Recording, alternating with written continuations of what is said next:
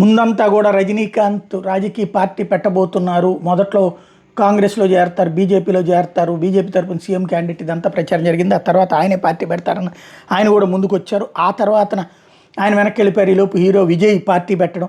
ఈ నేపథ్యంలో రజనీకాంత్ కూతుర్ని అడిగారు విలేకరులు, సౌందర్యాన్ని, మీరేమనుకుంటున్నారు అని. తన తండ్రి నిర్ణయం పట్ల తనకి ఎట్లాంటి బాధ లేదని చెప్పుకొచ్చారు. ఆయన నిర్ణయాలకు కుటుంబం అంతా మద్దతుగా నిలుస్తుందన్నారు.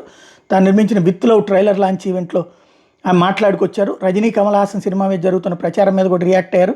ఈ కాంబినేషన్ మూవీకి సంబంధించిన చర్చలు ఇంకా జరుగుతూనే ఉన్నాయి. వాళ్ళ కొలిక్కి వస్తే నిర్మాణ సంస్థ వివరాలు ప్రకటిస్తుందని చెప్పారు.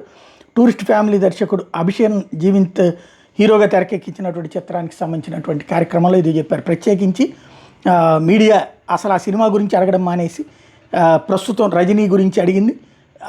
ఆమె కూడా ఎలాంటి భేషజం లేకుండా బాధ్యతాయుతంగా స్పందించింది.